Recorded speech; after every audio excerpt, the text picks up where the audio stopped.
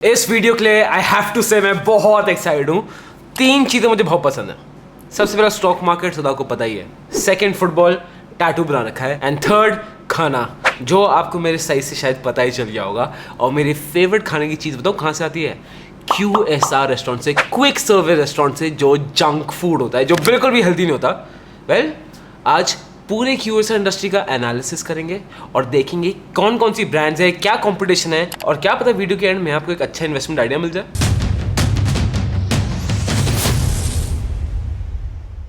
Hi guys, my name is Harsh Goyla. I'm an investor trainer and mentor in stock markets. और आज मुझे थोड़ी भूख भी लग रही है just by talking about this. अब इंडिया में फूड बिजनेस बहुत बड़ा है और उसको डिवाइड किया गया है। सबसे पहले डिवाइड करते हैं बाय स्ट्रक्चर। सबसे पहले आता है फुल सर्विस रेस्टोरेंट्स, जहाँ पे आप डाइनिंग रेस्टोरेंट जाते हो, वेटर से कुछ ऑर्डर करते हो, खाना 15-20 मिनट बाद आता है, जो बहुत ज़्यादा वेट लगता है मुझे। उसके बाद आता है क्विक सर्विस रेस्टोरेंट्स, QSR के नीचे 2 हेड्स हैं। सबसे पहले फास्ट फूड रेस्टोरेंट्स और उसके बाद स्ट्रीट वेंडर्स, जो सड़क में गोलगप्पे मिलते हैं, उससे बेटर तो कुछ होता ही नहीं है, वो इस कैटेगरी में आता है। उसके बाद cafes and bars, and then restaurant जो 100% से फूड डिलीवरी करते हैं। सेकंड टाइप का जो डिफरेंशिएशन होता है वो होता है बाय स्ट्रक्चर।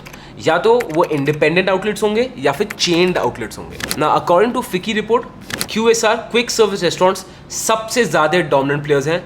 उसके बाद आता है फुल सर्विस रेस्टोरेंट्स, फिर कैफेज एंड बार्स, एंड फिर डिलीवरी वाले आते हैं। And let's be honest, all of us are guilty of loving junk food. अगर आपको पिज्जा चाहिए गरम गरम और जल्दी खाना है, बहुत भूख लग रही है, आपके पास सर सिर्फ एक ही ऑप्शन है, दैट इज डोमिनोज। बिकॉज आपको पता है within 30 minutes it will deliver and quality हमेशा अच्छी ही रहेगी। अब आई डोंट नो आपने नोटिस किया है, बट इंडिया में बाहर की fast food chains are much more successful. क्यों?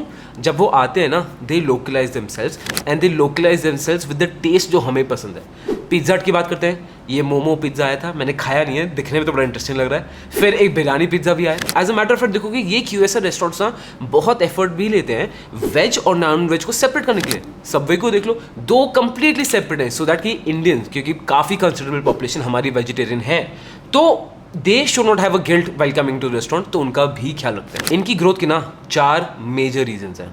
सबसे पहला, shift from unorganised to organised. अब इंडियंस को आप देखोगे जनरली हमें स्ट्रीट फूड बहुत ज़्यादा पसंद है, और तो हमें डेटा भी दिखा रहा है। चटपटा है, खाना अच्छा है, हमारे लोकल पैलेट से एकदम अट्यून्ड है और सस्ता भी है। बट आफ्टर कोविड ये सब चेंज हो चुका है, क्योंकि जब कोविड हुआ ना, बहुत इंडियंस का फोकस गया क्लीनलीनेस पे, हाइजीन पे, जो of course street food vendors शायद इतना मेंटेन कर ही ना पाए। एंड लॉकडाउन में तो कितनों को बंद होना पड़ गया था, और इसका पूरा एडवांटेज किसको मिला? In the organise sector of QSR। क्यों? जो फास्ट फूड चेन्स हैं, इनका जो प्रोडक्ट्स हैं, इनका palate I wouldn't say same but काफ़ी क्लोज है टू स्ट्रीट फूड्स। हाइजीनिक है, डिलीवरी हो जाती है, क्लीन है, and as a matter of fact cost effective भी है। Just look at this data. Unorganise market 2015 में सबसे ज़्यादा था, अब 59% हो गया है, और आगे 2025 में जो प्रेडिक्टेड है it is going to be 47%।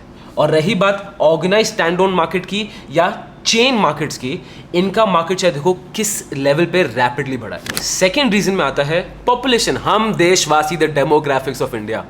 India की 65% पॉपुलेशन है from the age of 18 to 35, और इस एज के लोग बाहर खाना बहुत ज़्यादा प्रेफर करते हैं। और ये वो लोग हैं जो बहुत अवेयर हैं कि दुनिया में क्या चल रहा है, क्या लाइफस्टाइल्स हैं, क्या ट्रेंड्स हैं, क्या न्यू थिंग्स हैं, क्या न्यू क्विजीन्स हैं, क्या फूड हैक्स चल रहे हैं, हर चीज़ इन्हें पता है। इसलिए आप देखोगे अपने आसपास भी, आपके शहर में नए कैफ़ेज़ खुल रहे हैं, नए रेस्टोरेंट्स खुल रहे हैं, कैफ़ेज़ दोबारा रिडन हो रहे हैं, कुछ नया कॉन्सेप्ट आ रहा है, कभी कुछ हो रहा है, बिकॉज डिमांड बहुत ज़्यादा है यार। अब जैसे आपको डेटा देख रहा है, जो 15 से 24 साल के बीच में, उनको बाहर खाना तो बहुत ज़्यादा पसंद है। लेट्स बी ऑनेस्ट, आप सबकी मम्मियाँ इतनी परेशान आ चुकी हैं आपको बोल बोल के घर पे खा लो, घर पे खा लो, पर आप जो मानने को तैयार नहीं हो, ठीक है। और 25 to 34 वो भी खाते हैं, बट थोड़ा कम, और जो 35 के ऊपर है उनका कम हो जाता है। But majority of the population तो इनके बीच में लाई कर रही है। और एक और बहुत मेजर चीज़ है अर्बनाइजेशन। इंडियन पॉपुलेशन ना बहुत कंसिडरेबल अमाउंट माइग्रेट कर रहा है from city to city, and because of which urbanisation हो रही है, सब जॉब्स में है, खाना चाहिए एंड क्विक चाहिए, अफोर्डेबल चाहिए, एंड इसमें QSR इंडस्ट्री का बहुत बड़ा स्कोप है। एंड यू माइट थिंक कि हर्ष QSR इंडस्ट्री तो बहुत बढ़ चुकी है, बट दोस्त ये अभी सिर्फ शुरुआत है।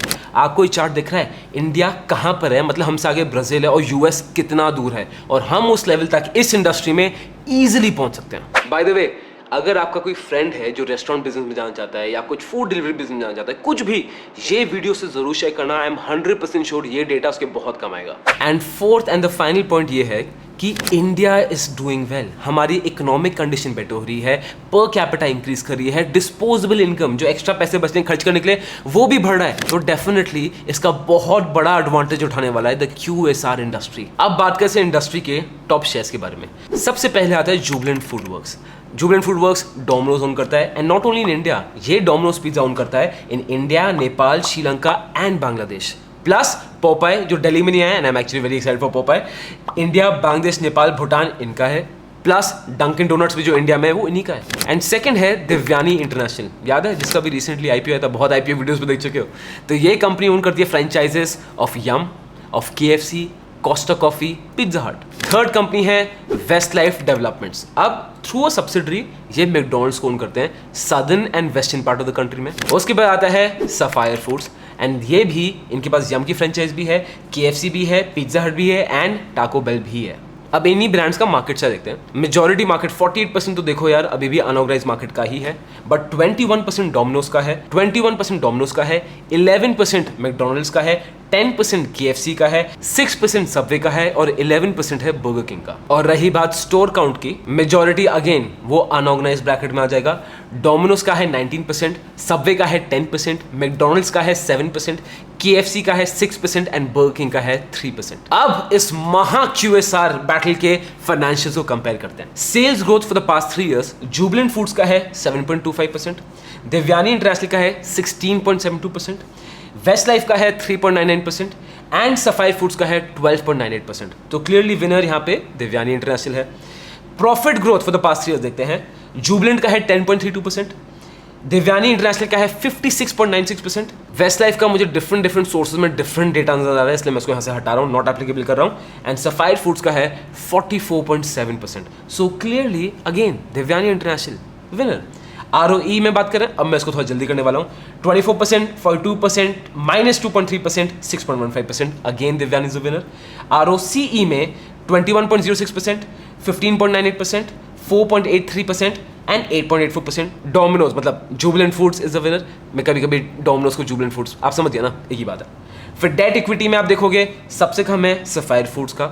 ऑपरेटिंग मार्जिन आप देखोगे सबसे ज्यादा है डोमिनोज का 24.59%, और पी आप देखोगे तो यस सफायर फूड्स का सबसे कम है, बट जुबिलेंट और दिव्यानी फूड्स भी इसके बहुत पास ही हैं।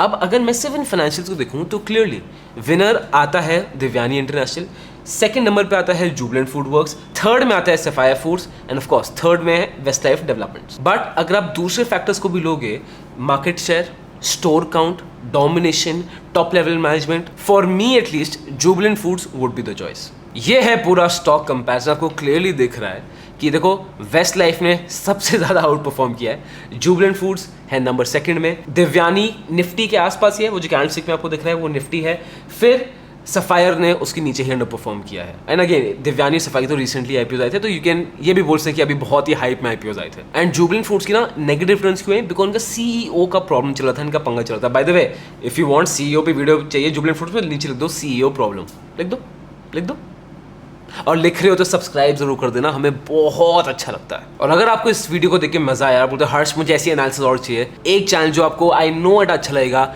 उस चैनल का नाम है मनी टेल्स, जहाँ पे we tell you stories about money, simple stories, and you will love it. Check this channel out, support us, my heart is out for you.